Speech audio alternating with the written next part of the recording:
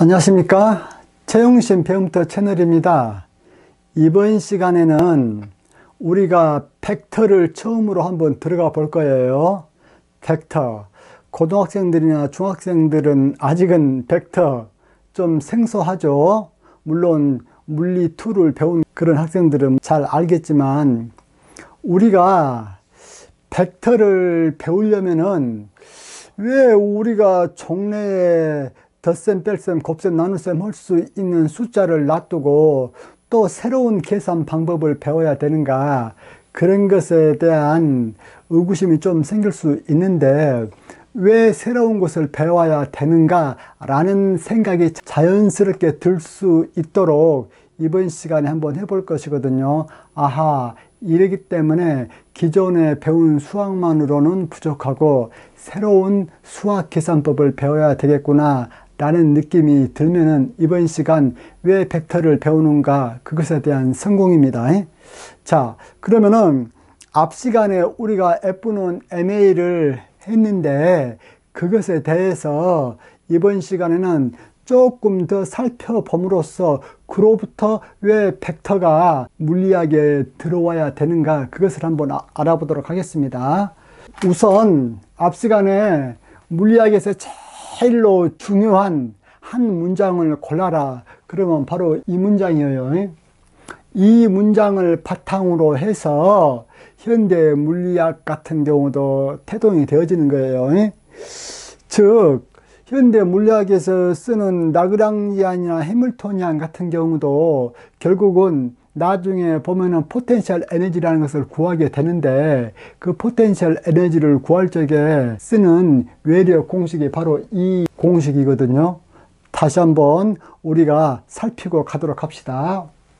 질량 M인 물체에 외력 F가 작용하면 물체에 가속도 A가 발생한다. 이것이 뉴턴 2법칙이에요. 여러분들 그 관성의 법칙을 뉴턴 제1법칙이라고 하고, 이 F는 MA, 이 법칙을 뉴턴 제2법칙이라고 해요. 그리고 또 하나, 이제 와서 이제 얘기를 하는데, F는 MA 그 식 있죠. 그 식을 운동방정식이라고 해요. 운동방정식. 왜 운동방정식이라고 하는가, 그것에 대해서는 지금 당장은 그런갑다 하고 넘어가고, 나중에 조금 배우다 보면은 아하, 이래서 F는 MA를 운동방정식이라고 불러주는구나 라는 것을 자연스럽게 느끼게 됩니다. 그렇다면은 이것은 앞 시간에 우리가 얘기했다시피 질량 M인 물체에 외력이 작용하면은 M분의 F 되어지는 가속도가 발생한다 라는 것을 했고, 동시에 그러면 만약 외력 F가 작용하지 않으면 어떻게 되어질까? 가속도가 뭐예요? 발생하지 않죠. 가속도가 발생하지 않는다, 그 말은 속도가 일정하다, 그 말이죠. 속도가 일정하다, 그 말 속에는 물체가 정지해 있는 것도 포함되죠. 왜? 정지해 있는 것은 속도가 제로로 일정하다, 그렇게 얘기해 주면 되어지니까요. 그러면은 이 운동 제2법칙, 뉴턴 제2법칙을 사용을 해서 문제를 한번 풀어봅시다. 여기 문제 하나, 둘, 지금 3개가 있어. 근데 이 3개의 문제를 풀 적에 이 문제 자체를 푸는 것 자체는 초등학교 3학년 수준밖에 안 돼요, 수학 수준은. 그런데 여기에 나와 있는 그 내용을 이해하고 풀기에는 F는 MA에 대한 확실한 이해가 있어야만 그것이 가능합니다. 그래요. 그러면 이것을 한번 봅시다. 다음 물체의 가속도는 이렇게 했죠. 지금 현재 이 상태로는 뭔 말인지 모르죠. 제가 이제 문제를 완벽하게 할게요. 이 물체가 이렇게 있는데, 자, 좌측에서 우측으로 외력을 가해줬어요. 이렇게 좌측에서 우측으로 외력을 가해줬다. 화살표 표시로 해놓으니까 알기 쉽죠. 그런데 외력을 가해주긴 가해주었어도 얼마만큼 가해주었냐면은 10N만큼 가해주었다. 그러면은 질량 2kg인 물체가 10N의 외력을 받으면은 가속도가 발생이 되어지죠. 그 그때 발생되는 그 가속도 크기가 얼마라고? A는 m분의 F 그렇게 되어져 가지고 F는 뭐예요? 10N, m은 뭐예요? 2kg. 그렇기 때문에 이것은 O 단위를 따로 적는다면 뉴턴 퍼 킬로그램 이렇게 되어집니다. 뉴턴 퍼 킬로그램 있죠? 이것을 길이와 시간 단위로 표시하면 어떻게 되어집니까? 이 뉴턴 자체가 뭐예요? 뉴턴이라는 단위 자체가 킬로그램, 메타, 퍼 세크의 제곱이죠. 그렇기 때문에 이것은 뭐만 남게 되어집니까? 5 해놓고 메타 퍼 세크의 제곱 이렇게 되어지죠. 그러면은 두 번째 문제 한번 봅시다. 두 번째 문제는 다음 물체의 속도가 오른쪽으로 1초마다 4m per second씩 빨라지고 있다. 가해지고 있는 외력 F는 얼마인가? 그 질문을 했지요. 이 질문 같은 경우도 이제 그림을 그려서 문제를 완벽하게 합시다. 여기에 질량 m인 물체가 있다. 여기에 있는 질량 m인 물체를 여전히 2kg이라고 할게요. 그런데 이 물체가 오른쪽으로 1초마다 3m per second씩 빨라지고 있다겠어요. 여러분들 여기서 조심히 봐야 될 것 또는 주의해서 봐야 될 것. 자, 1초마다 4m per second씩 빨라지고 이 표현에 주의하십시오. 그러면은 이것은 속도가 1초마다 4m per second씩 빨라지고 있죠. 속도가 빨라지고 있어. 그렇기 때문에 무슨 운동이에요? 가속도 운동이죠. 물체가 가속도 운동을 하고 있다라는 말은 외력을 받고 있다는 얘기죠. 그때 이 외력이 얼마만큼 되겠는가? 그것을 여쭤봤단 말입니다. 질량이 얼마일 때? 2kg일 때. 그러면 여러분들 여기서 외력 F는 MA잖아요. 외력 F는 MA이기 때문에 M은 여기서 2kg이라고 나와 있어. 근데 가속도는 직접적으로 가속도가 얼마다라는 말은 적어져 있지 않고 이렇게 적어 놨죠. 1초마다 3m per second씩 빨라지고 있다. 이렇게 얘기했죠. 1초마다 속도가 3m per second씩 빨라지고 있다. 이거 가속도는 뭐죠? 여러분들 이거 가속도가 얼마냐면은 1초마다 4m per second씩 빨라지고 있기 때문에 가속도는 4m per second의 제곱 이렇게 되어집니다. 왜 이렇게 되어지는가 라는 것은 가속도를 잘 보면 알 수가 있어요. 우리가 가속도 A 있죠. 이것은 우리가 어떻게 정의 되어졌습니까? 속도 변화분의 시간 변화였죠. 즉 속도 변화 델타 V 델타 t 이렇게 되어지죠. 이것은 시간당 속도 변화이기 때문에 속도 변화가 1초마다 속도가 얼마씩 변화하고 있어요. 4m per second씩 빨라지고 있기 때문에 속도가 계속 4m per second씩 1초마다 변하고 있잖아요. 그래서 1초마다 속도 변화량은 얼마예요? 4m per second입니다. 왜 그래? 1초마다 4m per second씩 빨라지고 있기 때문에. 그래서 속도 변화량은 4m per second이고 여기에서 시간은 몇 초마다? 1초마다 1세크 이렇게 되어지거든요. 그러면은 이것은 어떻게 되어집니까? 세크 있기 때문에 4m per second의 제곱 이렇게 되어지죠. 그래요. 그래서 이것 같은 경우는 외력 F를 구해보면은 우리가 어떻게 되어지냐면은 지금 현재 2kg인 이 물체가 오른쪽으로 1초마다 4m per second씩 빨라지고 있다 했기 때문에 이것의 가속도는 얼마가 되어지냐면은 4m per second의 제곱 이게 가속도예요. 그러면은 이에게 작용하고 있는 F는 얼마이다? 이 F는 MA. 고로 F는 M은 뭐예요? 2kg. 2kg 곱하기 A는 4m per second의 제곱. 4m per second의 제곱 이렇게 되어지죠. 그러면 우리가 계산하면 어떻게 되어집니까? 2, 4, 8하고 단위를 적으면은 kg, m per second의 제곱 이렇게 되어지죠. 그런데 킬로그램 메타 퍼 세크의 제곱, 이것이 간단하게 나타내면 뭐예요? 힘의 단위 뉴턴이잖아요. 그래서 이것이 뉴턴이기 때문에 답은 몇 뉴턴? 8뉴턴이다 그 말이에요. 여러분들 그 시험 문제 같은 거 풀 적에 8kg 메타 퍼 세크의 제곱 이렇게 나와 있으면은 이것을 골라야 되고, 또는 8뉴턴이라고 나와져 있으면 8뉴턴을 골라야 되고, 또는 그 주관식이다 그러면은 이걸 적어주든지 이걸 적어주든지 상관없어요. 둘 다 맞습니다. 이제 세 번째 문제. 8뉴턴의 외력이 가해지는 물체에 가속도가 2m per 세크 제곱이 발생되고 있다. 물체의 질량은 어떻게 되어지는가? 이것에 대해서 여러분들 풀 수 있어야 되겠지요. 이 문제를 풀면 어떻게 되어집니까? 우리가 외우고 있는 공식은 F는 ma죠.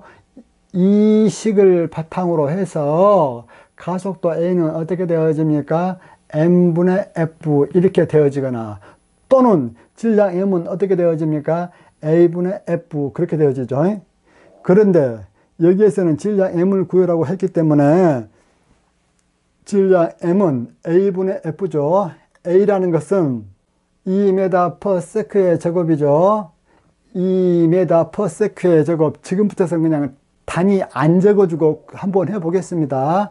2m per 세크의 제곱이고, 그 다음에 F는 8뉴턴이죠. 그러면 이것은 4죠.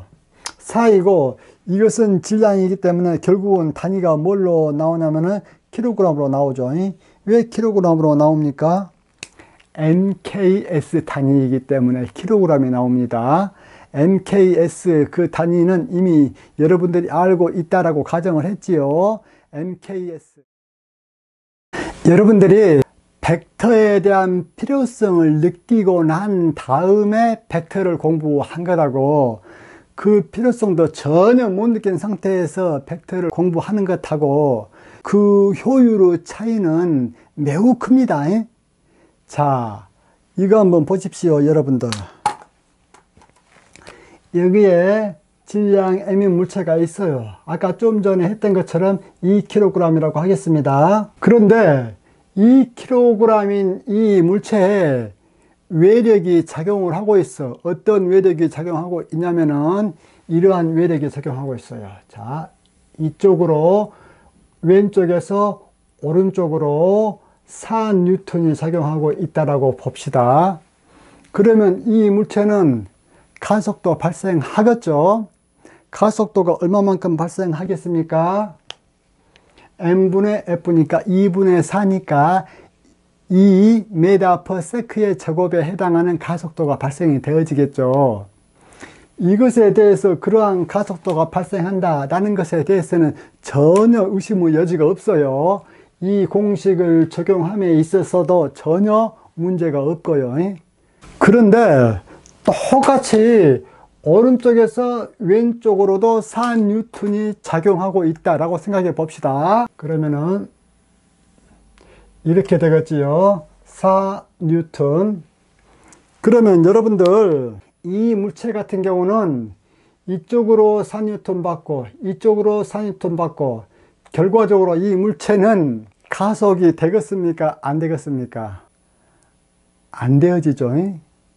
이건 여러분들이 느껴야 돼요. 왜 안 돼? 그거야 양쪽에서 이렇게 밀고 있기 때문에 결과적으로는 힘을 안 받는 것하고 똑같아요. 제가 얘기했죠. 이 물체는 너무 단단해 가지고 어떠한 물체의 변형은 없다라고 생각하자 했어요. F는 MA 맨 처음에 할 때. 그래서 이 물체 같은 경우는 전혀 변형은 없어. 이 물체는 외력을 분명히 양쪽에서 이렇게 받고 있음에도 불구하고 가속도가 발생해야 되는데 발생을 안 하죠. 그러면 여러분들 이거 한번 봐보십시오. 위에 우리가 문장을 보면은 질량 m인 물체에 외력 F가 작용하면 물체의 가속도 A가 발생한다 라고 했죠. 근데 이것은 질량 2kg의 물체에 외력이 이렇게 분명히 작용해서 분명히 외력이 작용했는지도 발생해 안 해? 가속도가 발생하지 않죠. 그러면은 이러한 경우는 가속도가 발생하겠는가 안 하겠는가 한번 봐보십시오. 여전히 물체는 2kg 똑같습니다. 그런데 이번에는 이렇게 민 것이 아니라 얘는 이쪽으로 10N으로 당기고 있고 얘도 이쪽으로 10N으로 당기고 있다. 양쪽에서 똑같이 당기고 있다. 그러면은 이 물체는 가속되겠어요? 안 되겠어요? 가속되지 않죠? 가속된다 안 된다 이 말은 무슨 얘기냐면은 속도 변화를 일으키냐 안 일으키냐 그 말이에요. 속도 변화를 일으킨 경우는 좋은 예로 어떤 경우가 있어요. 정지해 있던 놈은 속도가 제로. 그런데 그것이 움직이게 되면 속도가 제로가 아니죠. 이러한 경우에 정지 상태에서 움직이게 되면은 가속도가 제로가 아니고 가속도가 있지요. 그리고 점점 빨라지는 것도 속도가 변화하기 때문에 가속도가 있고, 점점 느려지는 것도 속도가 변하죠. 점점 느려지니까. 그러니까 그러한 경우도 가속도가 있어요. 그러면 여러분들 이 문장이 있죠. 이 문장 같은 경우는 지금 현재 이대로만 적어 놓으면은 이 문장은 실제 현실 상황하고 왠지 좀 안 맞는 경우가 생기죠. 그러면은 이 두 가지 경우 있죠. 이 두 가지 경우가 어떤 경우인지 우리가 한번 살펴보도록 합시다. 이 두 가지 경우는 결과적으로 어떤 경우하고 똑같냐면은 질량 2kg의 물체가 있기는 있는데 아무 데서나 외력을 가하지 않는 그러한 상태하고 똑같지요. 이 두 가지 경우가 결과적으로 외력이 전혀 작용하지 않는 경우와 똑같다라는 듯한 느낌이 와야 됩니다. 즉, 이 두 가지 경우가 이 경우하고 지금 똑같다고 했어. 그러면 이 경우는 외력이 뭐예요? 제로잖아요. 작용하지 않고 있기 때문에. 그러면은 이 경우에 대해서는 질량 M인 물체의 외력 F가 작용하면 물체의 가속도 A가 발생한다. 이 말이 어때요? 맞죠? 왜 맞아? 외력 제로가 작용하면은 물체는 가속도 A가 발생하지 않는다. 그 말하고 똑같잖아요. 여기 보세요. 외력 F 대신에 0 대입하면 가속도 A가 뭐예요? 제로잖아요. 그래서 우리가 한 물체에 지금 동시에 작용하고 있는 이러한 힘들을 한꺼번에 우리가 나타내 주면은 어떻게 된 것과 똑같다? 아무것도 외력이 작용하지 않는 경우와 똑같다. 그 말입니다. 이 경우도 외력이 작용하지 않는 경우와 똑같다. 그럴 때 이 힘하고 이 힘하고 서로 더하면은 뭐가 되어집니까? 제로가 되어지죠. 즉 플러스 4하고 마이너스 4하고 더하면 제로가 되잖아요. 마찬가지로 이 힘은 이쪽으로 향하고 있고 이 힘은 이쪽으로 향하고 있어. 근데 이 힘이나 힘의 크기는 어때요? 4N으로 힘의 크기는 똑같아. 단지 무엇이 달라? 이 힘은 오른쪽으로 작용하고 있고 이 힘은 왼쪽으로 작용하고 있죠. 그래서 우리가 힘 같은 경우를 고려해 줄 적에는 힘의 크기만으로는 부족해요. 동시에 고려해 줘야 될 것이 무엇을 고려해 줘야 되냐면은 힘의 방향까지도 고려를 해 줘야 되거든요. 그래야 힘에 대한 완벽한 기술이 되어지겠죠. 다시 한번, 힘 같은 경우는 크기만 알아가지고서는 정보가 부족하다. 힘이 어느 쪽으로 작용하고 있는지 힘이 작용하는 방향까지 알아야 힘에 대한 완전한 정보가 된다. 다시 말하면은 힘은 크기와 방향을 같이 알아야 완벽한 정보가 되어진다 그 말이에요. 이렇게 크기와 방향을 가진 어떠한 양을 뭐라고 하냐면은 벡터량이라고 해요. 뭘 보다 벡터라고 얘기를 하냐면은 이건 정의의 약속. 자, 약속이기 때문에 하나, 둘, 세 개. 이렇게 하겠습니다. 벡터라는 것은 크기하고 방향을 동시에 갖고 있는 양을 벡터량이라고 합니다. 즉 크기와 방향을 갖는 양, 이것을 벡터량이라고 해요. 그래서 여기서 벡터 하면은 크기 또 방향, 이 두 개를 갖는 양을 뭐라고 그래? 벡터라고 그런다 그 말이야. 이때 우리가 흔히 벡터는 크기와 방향을 갖는 양, 이렇게 사람들이 외우고 있는데, 우리가 지금 현재 여기에서 보다시피 크기와 방향을 알아야만 완벽히 알 수 있는 양, 그래야 훨씬 더 생생하게 다가와지겠죠. 그래서 이것을 달리 적으면 우리가 어떻게 적어지냐면은 이렇게 적어지죠. 벡터라는 것은 크기와 방향을 알아야만 완벽하게 알 수 있는 양, 위의 상태로 알고 있으나 밑의 상태로 알고 있으나 똑같은 상태인데, 여러분들이 학교 시험 문제에서 벡터가 뭐냐라고 여쭤보면은 위에로 적어준 거에도 좋습니다. 크기와 방향을 갖는 양, 그렇게 시험 문제에다가는 이걸로 적어주고, 머릿속으로는 방금처럼 크기도 알아야 되고 방향도 알아야만 완벽하게 알 수 있는 양, 그렇게 알고 계십시오. 여러분들 방금 여기서도 한번 보십시오. 이 물체에 똑같은 크기의 4N의 힘이 작용한다고 할지라도 이쪽으로 하나는 4N 작용하고 이쪽으로 하나는 4N 작용하면은 결과적으로 이 두 힘은 합쳐지니까 뭐가 되어져 버려? 제로가 되어져 버려 가지고 전혀 힘이 작용하지 않는 그러한 상태와 똑같다 그 말이에요.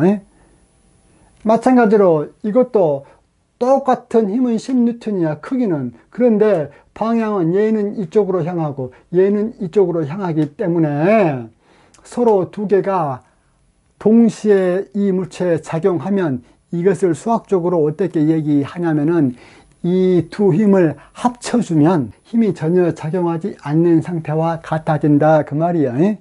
이런 경우를 한번 볼까요? 3kg이 있다라고 한번 해봅시다. 이때 이 물체에 이쪽으로 5N이 작용하고 또 똑같이 이쪽으로 5N이 작용하고 있다. 그러면은 이것은 결과적으로 어떤 상태하고 똑같은 상태가 되어지냐면은 이런 상태하고 똑같은 상태가 되어지죠. 즉 3kg이 있으면은 이쪽으로 10N 하나가 작용하는 것과 똑같은 효과를 가지거든요. 아시겠죠? 여러분들 이거 한번 보십시오. 여기서는 크기도 같고 방향이 같으니까 더해지니까 어때요? 두 개 숫자 5 더하기 5는 10 이렇게 해서 더해지잖아요. 그런데 여기서는 크기는 4, 4로 똑같아. 근데 방향이 다르기 때문에 두 개를 더하니까 무엇이 되어버렸어요? 0이 되어버렸잖아요. 이런 식으로 크기만 생각을 하면은 우리가 초등학교 때부터 지금까지 배워왔었던 1 더하기 2는 3이다, 4 더하기 5는 9다, 이런 식으로 계산을 해줄 수가 있는데, 이 벡터라는 이 양은 크기만 갖고서는 벡터를 더할 수가 있어 없어? 없어. 왜 없어? 방향을 모르니까 못 더하지. 똑같은 힘이라도 같은 방향으로 작용해주면은 그것이 10N이 되어지는데, 만약에 이 똑같은 물체, 즉 3kg 있죠. 이 3kg이 이 물체에 이쪽으로 5N이 작용하고 이쪽으로 5N이 작용한다. 이러면은 이것은 뭐하고 똑같습니까? 3kg의 물체가 있다면은 이것은 외력 제로하고 똑같잖아요. 그렇기 때문에 벡터를 더할 적에는 크기만 갖고는 부족하다. 즉 더할 수가 없다 그 말이에요. 왜? 방향을 모르는 게. 그래서 벡터를 더할 적에는 크기와 방향이 동시에 주어져야만 우리가 벡터를 더할 수 있다 그 말이에요. 그러면은 여러분들에게 제가 이제 여기에서 이렇게 보다시피 우리가 벡터를 나타낼 때에는 어떻게 나타내냐면은 이렇게 나타내고 있습니다. 벡터 있죠? 이 벡터의 크기는 뭘로 나타내냐면은 화살표의 길이로 나타내거든요. 벡터의 크기는 뭘로 나타내? 화살표의 길이. 그 다음 벡터의 방향은 뭘로 나타내냐면은 화살표의 이 표시로 나타내거든요. 이 표시나 또는 이 표시. 아시겠죠? 그래서 우리가 만약에 이런 것을 한번 생각해 볼 수가 있죠. 자, 벡터의 크기가 3이고 방향이 오른쪽을 향하고 있다. 즉 이러한 벡터 같은 경우는 우리가 어떻게 나타내주면 되어지겠습니까? 이렇게 나타내주면 되죠. 여기서 이렇게 해주면 이거 크기가 얼마? 3이다 그 말이야. 방향은 오른쪽이기 때문에 여기서 이렇게 해주면 되겠죠. 이것이 크기가 3이고 방향은 오른쪽인 그러한 벡터예요. 그러면은 크기가 4이고 방향이 왼쪽인 벡터는 어떻게 하면 되어지겠습니까? 이렇게 하면 되어지죠. 크기는 4이고 방향은 왼쪽이니까 이렇게 해주면 되죠. 이것이 바로 크기가 4이고 방향은 왼쪽인 벡터 표시 방법이에요. 여러분들 여기서 벡터 있죠? 이 벡터라는 것은 크기와 방향을 갖는 물리량이라고 해서 또는 크기뿐만 아니라 방향도 동시에 알아야 우리가 완벽하게 알 수 있는 그러한 양을 뭐라고 해서 벡터라고 했다 그 말이에요. 그러면은 과연 벡터에는 어떤 것들이 있을까? 우리가 방금 보다시피 힘 있죠? 힘 이것도 벡터에 속하죠. 왜 그래? 더해주거나 빼주려면은 크기뿐만 아니라 방향도 알아야 되기 때문에. 즉 크기와 방향을 동시에 알아야만 우리가 무엇을 할 수 있기 때문에. 그래서 힘이 벡터량이고 또 여러분들 뭐가 또 벡터량이냐면은 오늘 이 시간에는 벡터에 대해서 너무 많이 나가면 또 머리 아프니까 간단히 이렇게만 하고 다음 시간에 조금 더 세세하게 나가겠습니다. 여러분들이 지금 현재 벡터라는 것은 어떤 학생들은 처음 듣는 학생들도 있을 것이고 어떤 학생들은 이미 다 듣고 복습하는 차원에서 듣는 학생들도 있을 것인데 어찌 됐든지 간에 무엇을 아는 것이 중요하냐면은 이 세상에는 수학의 덧셈 뺄셈만으로는 부족한 어떠한 것도 있더라. 그 어떠한 것들 중에 하나가 힘이더라. 그렇게 힘처럼 크기와 방향을 동시에 얘기해 주어야만 듣는 사람이 완벽하게 알 수 있는 그러한 것들을 무엇이라 그래? 벡터라 그런다 그 말이야. 그러면 벡터는 어떤 것들이 있는가? 그런 것들은 다음 시간에 하도록 합시다. 왜 그러냐면은 한꺼번에 너무 많이 하면은 금방 또 지겨우니까요. 강의 잘 들으셨다면 좋아요, 구독 클릭해주면 감사하겠습니다. 이상입니다.